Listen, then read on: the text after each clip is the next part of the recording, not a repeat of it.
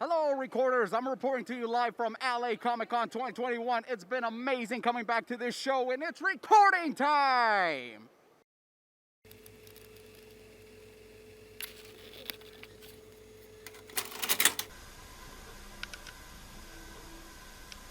Look at those angel wings. Yes, Queen, yes. Everybody come forward. Get over here. This is a good one. Well, every one of these panels is a good one.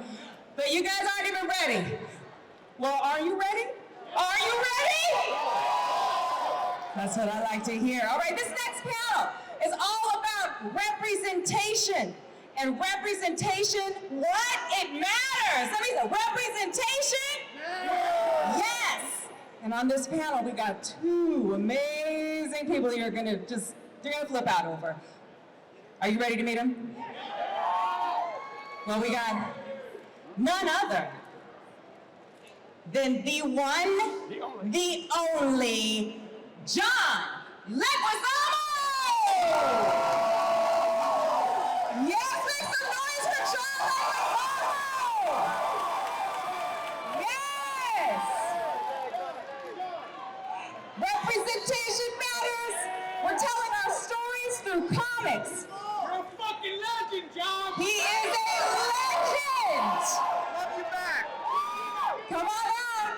We got another legend coming to the stage. Love you back! We love you, John. We got another legend coming to the stage. Peter Murrieta, Emmy Award-winning executive producer of Wizards of Waverly Place, and so and this panel is going to be moderated by, you've seen her before, the wonderful Mariana Da Silva from El Cine. Give it up for Mariana. Let's go. Wow, did you guys miss me? I'm back again. Yeah. Thank you so much for being here and coming back. This panel is really special to me because we have Peter Murrieta, who's an Emmy-winning writer, What? producer. I didn't know you won an Emmy. Two, bro. Two Emmys, sorry. Yes, Don't be bragging two like Emmys. that on me. And he's been the showrunner of series like Mr. Iglesias and Wizards of Waverly Place. And he is currently working on Mike Schur's Fields of Dreams, as well as he is the director in residency at the Sidney Poitier New Film School, as well as working on his Universal deal. But he's also, yes. But She's doing it. Look, she's doing it. East lost. there you go. East lost. And you know John Leguizamo from movies like The Pest, Romeo and Juliet, Disney's Encanto, just to name a few. But both of these men sitting up here have comics that they have written. So we have the Phenom X new series by John Leguizamo, as well as Rafael Garcia Henchman by Peter Murrieta.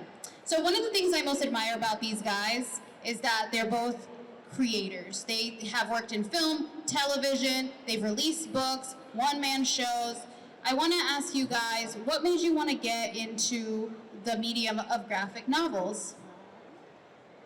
You want me to go first? Yeah, go ahead, Peter, go ahead, please go Peter. first. I feel like I've spent 20 years doing television, pitching television, been really lucky to work in it and make some awesome shows. But I think John would probably agree with me, it's not as easy to get Latin shows over the top. And so occasionally I have an idea that I can't get someone to buy, and I'm like, I want that story out there, and I'm gonna make it happen any way I can. So that's what the origin of Henchman was. It was my boys going to see Marvel and DC movies and saying, where are the Mexicans at?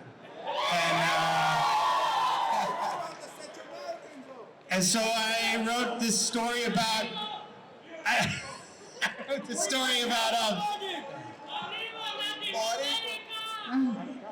Well, I agree with Peter because I created Phenom X because there weren't enough Latinx superheroes in comic books or superhero movies, and yet we are superheroes everywhere. every day.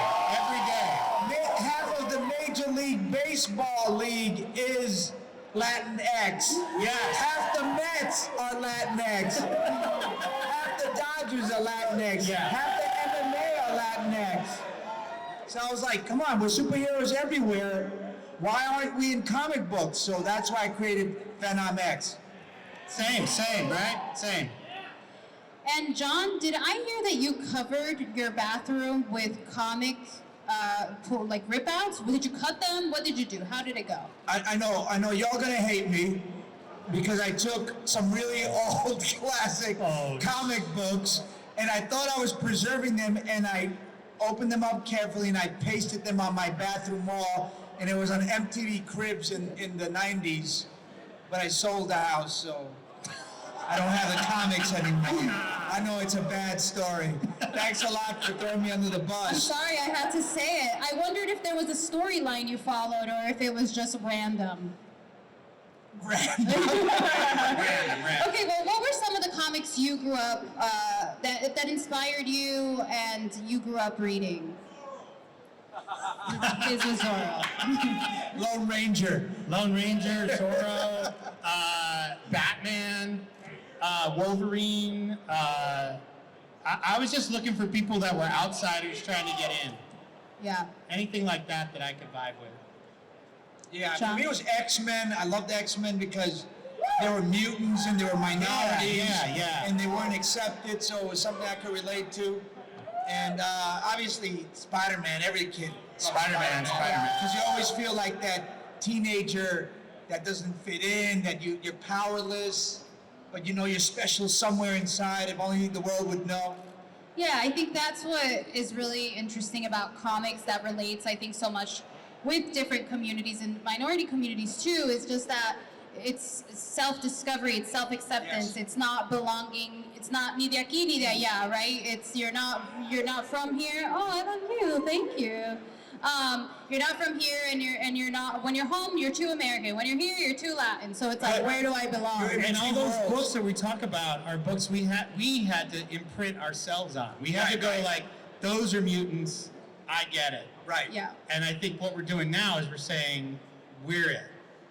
Yeah, as a kid, because Latin people are the least represented in children's picture books, which is really sad because we're the largest population across America in public schools. And it starts even when you're that young that you're not seeing yourself. Right. Yeah. And you want to see yourself as Harold in the Purple Crayon. Even though little boy's white, you want to see him a little browner. You want to. But then you figure it out, like, it's weird. It's like a weird mutant power because, like, I felt the same way. And then I would find something like a Grover picture book, and I was like, that cat's Right. like my Tio. Like, I get it. Yeah. Like, that's it.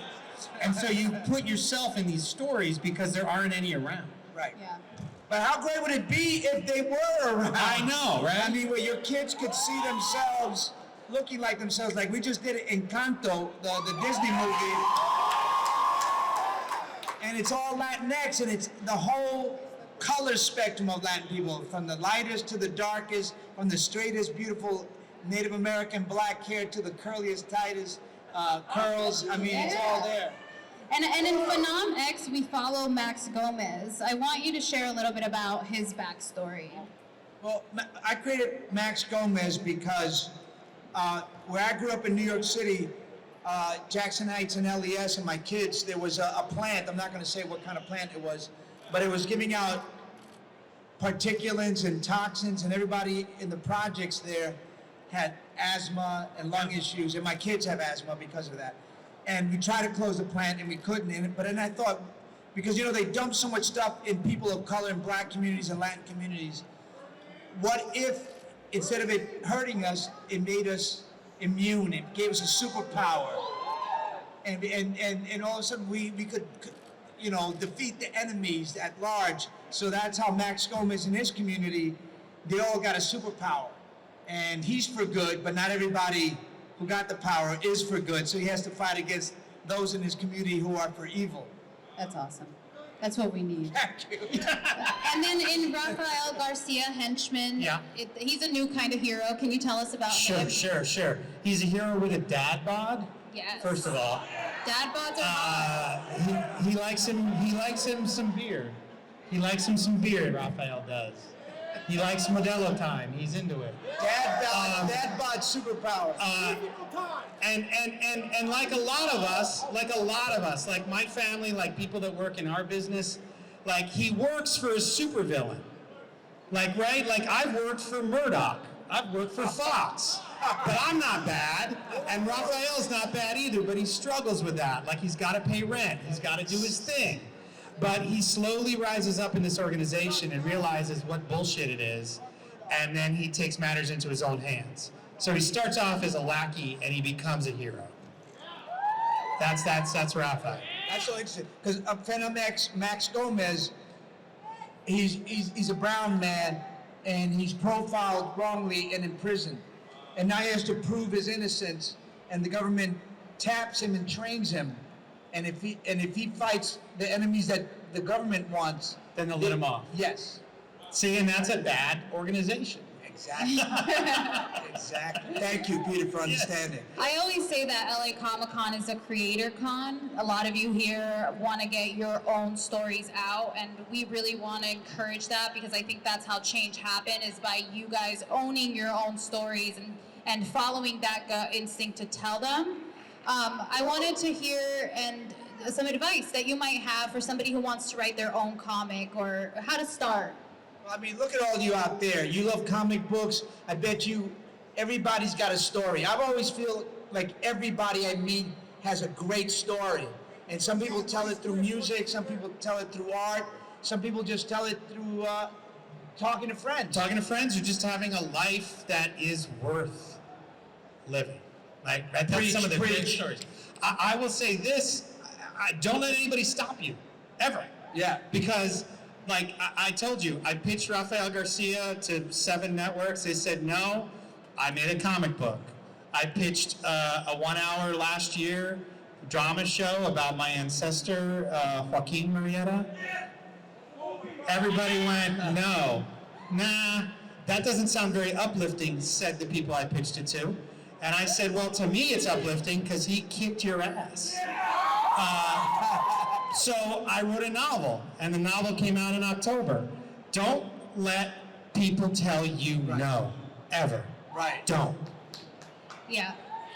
And that's what we always say in MCNA. It's important that you guys take the power for yourselves, that you, even if you are posting your things online now with the internet, you can really get your things there. If you do have stories, please send them to El Cine, at Somos El Cine on Instagram. We're always ready to share. If you guys do want to buy Phenom X or Rafael Garcia Henchman, you can come to our booth 548 in the hall. And I think the book's there too. I think the novel's Blood there and too. Gold is the... Can I say one more thing Yes, too please. about getting your stories out there? Yeah. Don't be afraid to have it be bad at the start. That's a great point. Yeah, don't be afraid to fail, because you can't succeed if you don't fail. I failed 1,000,000 times before I succeeded once, every single time. Every single time. Yeah. Don't keep it in a closet. Don't keep it in your heart. Get it out there. Let it breathe, and then the next one's better. Good point. Well, we're going to open it up to some audience questions. So if you have some questions, raise your hand, and there will be someone with a mic coming by. Are they here? Here? Oh, yeah. Sorry, there's somebody coming. Guys. Where's the old school Phil Donahue? Oh, there's somebody with a mic here. There he is. Everybody give him a hand. There you go. There goes the mic right there. Him. So let's start over here in the front, if we can. First question is, can we get you in a Dodger hat? Oh, hi. Hi. When are we going to have superheroines? Women. Women are the biggest population. Yes. And Latinas will be the largest, 2/3 of the population in this country in 2060. Yes. So where are our women characters? Sure, I'll tell you where they are. In Rafa, there's a woman who's his boss at this organization, and she seems at the beginning to just be a middle manager. And the two of them take control of it, and they take over the whole organization, and she's been running it in secret the whole time. She's a badass. Yeah. So that's in my book. And in Venom X, I have the head of the whole FBI is a woman. The two superheroes with Max Gomez are Latinas, and one is LGBTQ. So everybody is represented. Yes. Yes, I would also encourage women, please write your stories like we. Yes. Jules Rivera, Caden Phoenix. Yeah, Caden Phoenix. Yes. Yes. Amazing. Amazing. Yes, let's get another question on here. Where's the mic? Right over there, I'm it's a locating the mic. There's a mic right there. Oh, perfect. Mic's right there, right next to you. Yeah. I know you're a lot of people's inspiration, but who's your inspiration? Yes. Who's our inspiration? Yes. Richard Pryor, George Carlin, Freddie Prinze, Norman Lear. Danny Trejo is my saint. Oh yeah. Danny Robert Trejo. Rodriguez. Yeah. John Leguizamo, Peter Murrieta, Dolores Huerta. Guillermo del Toro, Alfonso Cuarón. Yes. Iñárritu. My son, Joaquin. My other son, Dan, he's all right, but Joaquin. Lindor of the Mets. Fernando Valenzuela. Devin Booker of the Suns. Fernando Valenzuela. Okay, I'm gonna spot the mic again. Let me spot the mic again. There's somebody, I knew I was gonna get a lady here rise. in the front. She's a superhero. Can't miss her. Okay. Hi, my name is Natalia. First of all, I Haven't heard came that name in a from long San time. Diego with mine. Oh, All right. Here's an idea. Here's an Aztec. idea. I know that book, Aztec. Yeah, so I kind of piggyback on the previous question. As a female cosplayer, I struggled initially to find representation. So thank you very much. And I do strongly urge you, please continue to add more females for when we have the next generation for them to dress up as. And also, is there any potential for this to go to live action in the future? For these books, Yes. I think so. I mean, I would love it. So I would love Thank can you. I get on some extras?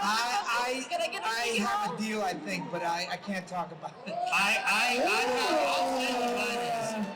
I have a deal at Universal, and they've already optioned henchmen, and we're figuring it out. Oh man, that's awesome. That's awesome. So it's happening. Yeah, but you got women, Latin women are #1 in small business creations in America at 87%. And success of having those businesses too for a long time. Yeah. Thank you. yes. We got some questions here in the front. Mike. Can we get the mic right here? There's a mic. Yep, he's coming behind you. He's waving coming in front. right here. Hey John, I just wondered about your experience with Encanto and being with every other cast member that are all Latino and Latinx as well. How was your experience being in that movie? Can you repeat that, Can sorry? you go a little How louder? was your experience with Encanto with the other cast members that are all Latinx? Oh my God, being in Encanto was so incredible. When I saw the movie finally, I cried. And Yeah. I know a lot of Latin men saw the movie Yeah. and cried. Yeah. I know a lot of Latin women saw the movie and cried because you see yourself finally represented and you go, why couldn't this have been here all along? Why couldn't my people have been represented? We're beautiful, we got so much to offer, so much to say, and somebody finally was recognizing us. So when you see that movie, you see yourself and you see your family and you see your aunt and your uncle and you go, yeah, we're great, finally, you know? We belong. Yeah. Yeah. We're enough. We belong. We belong here. Yes. Mike. Mike's right here. Mike. And Mike's right Encanto, here. and Encanto's #1 in America. What's up, Mike? What's up, Mike? #1 movie. So, you know, we sell and people want to see themselves. Hey, can you shout, Mike? Can you shout? Hey, Don. All right, Mike's right there. Oh, I'm saying Mike. Mike's right here, and it's Mike. Okay, Mike. Mike for the mic. So just give us your question. Oh. I don't know what's going on. Hold on. There is a mic Feel like over I'm an here, over ass. there, back there. You gotta have Hawkeye view over here, back there. He's got a mic. And then we'll go Hey, to Mike. Don. Oh, here, John, sorry. Hey, John, well, I don't have a question. I just want to say thank you because a few years back up in Boyle Heights, you did a movie, and my grandpa, he lived on the block, and he got a scene, and he still talks about it. He's 93, and he still talks about you. That's called inclusion. What did he say? He said his uncle was we were shooting somewhere in his neighborhood, and we put his uncle in the movie. That's great. And that's how it starts. That's how it starts. Latin people producing, directing, writing, and then we bring everybody in. I want to see, the 2020 census said that we Latinx are 20% of the population. I want to see 20% of the movies in Hollywood be Latinx. I want 20% of the crew to be Latinx. I want 20% of the executives. 20% of the actors. Absolutely. Okay, we keep that let's door get a open. girl in here just for a second, okay? Let's have her in the front right here. A non-binary too? Yes, please. For sure. Okay, so I wanted to ask. My child Dan. Sorry, I wanted to see how both of you have promoted somebody who has been Latino or been a Latina. Oh, for sure. I got lists, but let me give you two great ones. There was a guy who was a cameraman who, his name is Victor Gonzalez. He was a cameraman. And I said, I think that guy could be a director. And he started directing a show I did called Wizards of Waverly Place. He ended up directing 50 episodes of Wizards of Waverly Place. He now directs primetime sitcoms. He is a baller, and it took somebody saying, you come here. You come here, right? I think there was a moment where he was directing with me in Los Angeles. Selena was on the set. We had Shakira as a guest star. Shakira walked over. We had our writing staff and my director, Victor, and Shakira said, I haven't seen this many brown people when I've ever come to LA to work. And I was like, yeah, well, we're gonna fix that. So there's plenty of that. There's plenty of that. Let's go to our non-binary. Here? Right here, right? Yeah, right here. With the eyes on the forehead. You can't Right miss here. it. It's coming to you. It's coming to you. Give it up for the mic guy, too. I'm actually non-binary. Is your name Mike? I was gonna say, Mike No. person doing a great job. Give it up for the Mike person doing a great job. Yes, give it up for the mic person. Yes. For my question, I just wanted to know, since we're doing all of the aspects of our culture, what about the pre-colonization part, the two-spirit people, the non-binary people, the queer people, you know, the healers, the shaman, the more The magic psychedelic- people, the magic people. Sure. And also, Luisa and Encanto is goals, and I'm just like, a person, woo! I wish I weren't cis. Sorry. Yeah, I mean, I write about my experience, and there's someone in my family who I'm writing about right now, and I can't say for whom, but it's happening, and I'm very excited that people might get to see it. So I'm well aware of the magic people, and I love them. Amazing.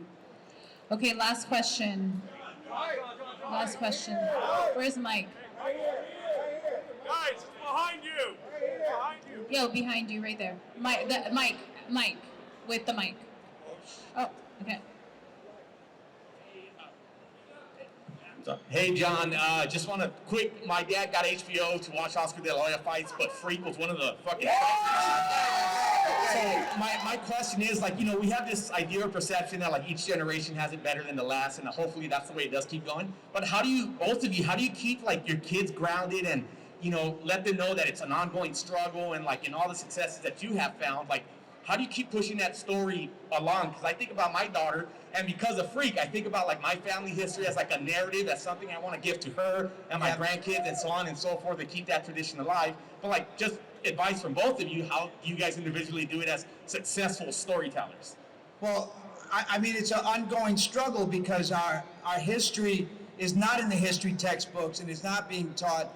And our history is incredible, because I want to get rid of the myth that we just got here, because we've been here since 1492, and we've been here before that as the greatest empires of the world, the Maya, the Aztec, the Inca, the Taínos, and the tribes of the Southwest.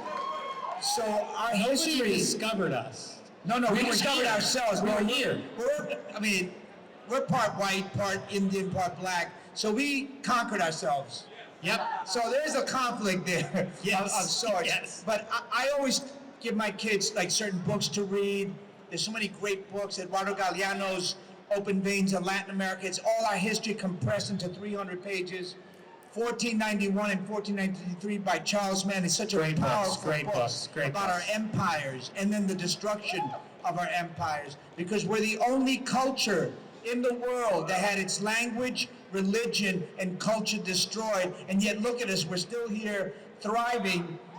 Yes. I want to say, and I love that I'm talking about Dan, because you asked me about keeping our children grounded, right?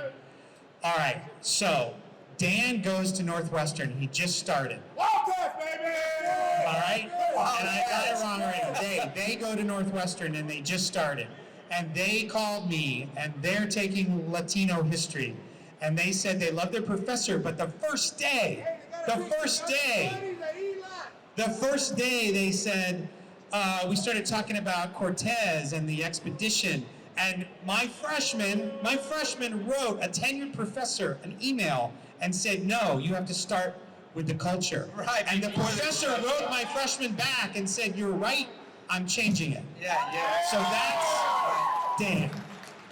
And that's what we got to do. We got to keep pushing, we got to keep asking, and we got to keep demanding.